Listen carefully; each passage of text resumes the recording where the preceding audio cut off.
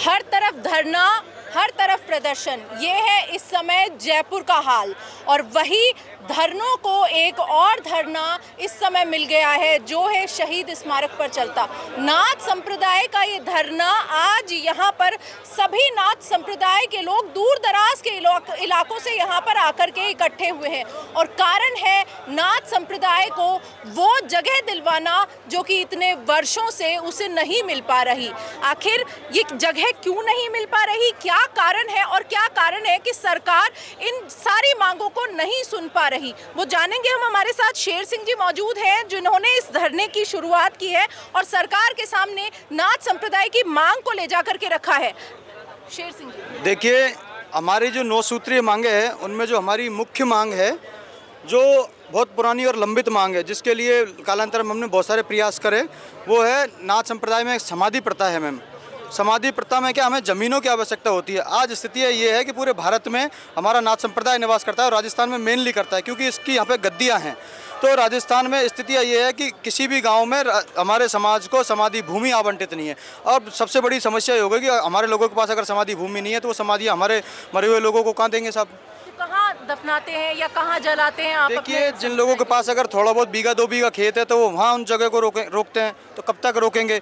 अब समस्या ये है कि हमें हमारे घरों तक में समाधियाँ देनी पड़ रही है, पड़ोसी हमारे से डरने लग गए। तो ये समस्या बिल्कुल मानवाधिकार आयोग की समस्या है और सरकारों को शर्म आनी चाहिए, वो चाहे कांग्रेस की हो चाहे बीजेपी की हो। परिवार के जो लोग मर जाते हैं, जो लोग भगवान के यहाँ चले जाते हैं, लोग भगवान को प्यारे हो जाते हैं, उनको आप लोग अपने ही घरों में दफना देते हैं। मजबूरी है, जब हमारे पास ज़मीनें नहीं है तो हम हमारी परंपरा को थोड़ी छोड़ दें।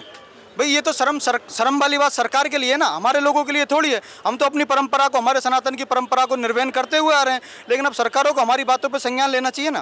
क्या मांग है सरकार से? सरकार से ये है कि प्रत्येक, चाहे गाँव हो चाहे ढाणी हो, चाहे हमारा एक भी घर जहाँ निवास करता हो, उसको समाधि भूमि आवंटित हो। दूसरा, मेरी जो मांग है वो मेनली शिक्षा से जुड़ी हुई है, क्योंकि शिक्षा हमेशा तरक्की का आधार है, तो हमारी तरक्की शिक्षा से होगी। और मेरी जो महिला शिक्षा की जो बात मैं कर रहा हूँ कि भाई, हमारे पूरे राजस्थान में हमारे संप्रदाय का या हमारी समाज का एक भी महिला छात्रावास नहीं है।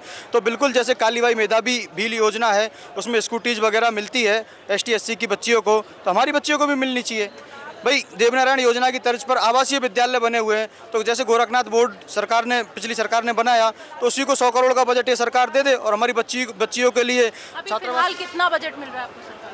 मैम, सच्चाई तो ये है कि बोर्ड की नियुक्ति गहलोत सरकार में हुई तो थी, उसके बाद चुनाव आ गए। अब हमें तो ये भी नहीं पता है कि बोर्ड है भी है नहीं है, रद्द कर दिया क्या है। जब ये नियुक्ति कर देंगे और ग्रस्त समाज की अगर नियुक्ति कर देंगे तब हम मानेंगे कि भाई हाँ, हमारा बोर्ड बचा हुआ है। यहाँ एक सबसे बड़ी मांग ये भी निकल कर के आई, कुछ समय से मैंने यहाँ देखा कि गुरु गोरखनाथ को लेकर के एक बड़ी अभद्र सी टिप्पणी यहाँ सुनने को मिलती है जिससे समाज काफ़ी खफा है। वो है गुरु घंटाल या गुरु क्या है? गोरखधंधा। गोरखधंधा, जी हाँ, गोरखधंधा शब्द का प्रयोग जो नाथ संप्रदाय है वो उससे काफ़ी खफा है। क्या है इसके पीछे का कारण? गोरखधंधा को शब्द किस तरीके से आप लोगों में लिया जाता है और कैसे वो समाज में? देखिए, गोरखनाथ जी हमारे समाज के आराध्य हैं और नाथ संप्रदाय के आराध्य हैं और ये पूरी दुनिया को पता है क्योंकि योग की परंपरा गोरखनाथ जी ने शुरू करी थी। तो गोरखनाथ जी के जो क्रियाकलाप थे, जैसे योग हो, और मैं तो ये कहूँगा कि दुनिया का अगर पहला कोई साइंटिस्ट था ना तो वो गुरु गोरखनाथ जी थे।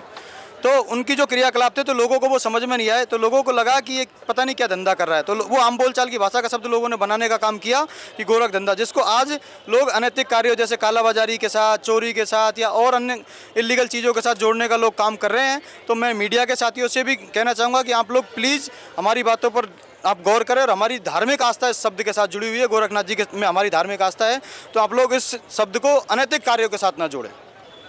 देखिए, ये तो थी जो इस धरने की सबसे बड़ी मांग है कि महिला शिक्षा और समाज की जो मान्यताएं हैं उनके लिए सरकार की तरफ से एक पहल मिले और जो लोगों को ज़मीन की सबसे बड़ी कमी मिलती है वो दूर हो जाए। हमारे साथ में और भी यहाँ पर काफ़ी जने मौजूद हैं जो दूर दूर से आए हैं। यहाँ पर हमारे साथ NSUI से अमरदीप जी हैं। सर, क्या कहना है आपका? आज आप यहाँ पर आए हैं, क्या लग रहा है आपको? नाथ संप्रदाय की जो मांग है वो कहाँ तक जायज़ है और क्या क्या उसमें होना चाहिए सरकार? देखो, अगर हम कल्चरली डिफाइन करें तो पूर्ण रूप से काफ़ी ठीक है। जो ये मांगे, जो इनके आरक्षण को लेकर के मांग है, जो मुख्य रूप से जो ये गोरख धंधा जो शब्द उपयोग में लेते हैं, इसकी जो मांग है, ये सब मांगे उपयुक्त है। साथ ही साथ हम देखते हैं कि आज के समय में जो युवा वर्ग है वो सबसे बड़ा बेरोजगारी का दंश झेल रहा है। और प्रदेश के अंदर देखें या फिर देश के अंदर हालात देखें तो बेरोजगारी है। उसका बेरोजगारी का सबसे बड़ा कारण ये भी है कि हमारे बच्चे पढ़ नहीं पाते, बड़े बड़े शहरों के अंदर कोचिंग संस्थान ज्वाइन नहीं कर पाते। एक हमारी मांग ये भी है कि जो कोचिंग संस्थान हैं उनके पास में हमारे को एक छात्रावास आवंटित किया जाए, ताकि हमारे बच्चे निःशुल्क, जो कि ये सामाजिक न्याय अधिकारिता आयोग के अंदर ये सारी चीज़ें आती है कि जब भी डी नोटिफाइड जो ट्राइब्स होती है उनके लिए जो मुख्य रूप से जो काम करने वाले होते हैं, उन्हीं के मंत्री अविनाश गहलोत जी से हमारी मुलाकात हुई। उन्होंने हमारे को आश्वस्त दिया कि इन चीज़ों में पहले से ही काम चल रहा है। साथ के साथ हम देख रहे हैं कि आर्थिक रूप से हमारे को जो दंश झेलना पड़ रहा है, उसके लिए हमने गुरु गोरखनाथ बोर्ड पिछले अशोक गहलोत ने बनाया, लेकिन अभी तक उसका ना चेयरमैन नियुक्त किया गया। चेयरमैन भी नियुक्त करे, ग्रस्त को नहीं बनाते। हम देखते हैं कि अगर राजनीतिक नियुक्तियां भी दी जाती है या फिर राजनीति के अंदर आगे लिया जाता है तो वो ग्रस्त नहीं होते, वो मॉडिफाइड बाबा हम उनको कह सकते हैं, मॉडिफाइड नाथ हम उनको कह सकते हैं। उन लोगों को ग्रस्त की समस्या तो ग्रस्त ही समझेगा। आज अगर जिसके बच्चे हैं, जिसका बेटा एक गांव में सरकारी स्कूल में पढ़ता है और उसको 10 से 15 हज़ार की नौकरी के लिए वहीं की वहीं रह जाता है, तो ये सबसे बड़ी दुख और सबसे बड़ा पीड़ा उस माँ बाप को होती है। तो सबसे पहली जो हमारी प्रमुख मांग है वो हमारी शिक्षा को लेकर के, साथ के साथ हमारे को रोजगार में आरक्षण दिया जाए। साथ के साथ जिस तरीके से हमारे छात्रावास में पहले भी एक 1100 वर्ग गज का कोई मामला पिछली सरकार से और उससे पिछली सरकार से चल रहा है। कांग्रेस के समय पे बोर्ड बन चुका था, लेकिन आज तक उस बोर्ड में जो आगे कार्य होने थे, जो गति मिलनी थी समाज की विकास को लेकर के, वो नहीं मिल पाई। तो इसके पीछे का क्या कारण है? देखो, भोला भाला यह समाज है और भोले भाले ये लोग हैं, और एक केवल भगवा रंग दिखा करके कई पार्टियां ऐसी है जो अपने वोटों को खींचने का काम करती है। इन लोगों को ये आश्वस्त किया गया कि सब काम होंगे, लेकिन हम देखते हैं ना ही तो अभी तक चेयरमैन की नियुक्ति की, 5 व्यक्तियों की जो सदस्यता, जो सदस्य होते हैं किसी भी बोर्ड के अंदर, ना उनकी नियुक्ति हुई। 100 करोड़ का आर्थिक बजट वार्षिक रूप से मिलना चाहिए, वो भी नहीं मिला।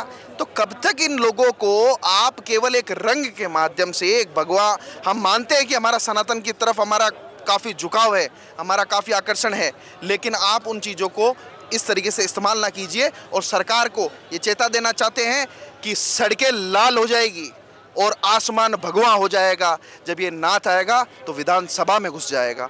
आदेश आदेश।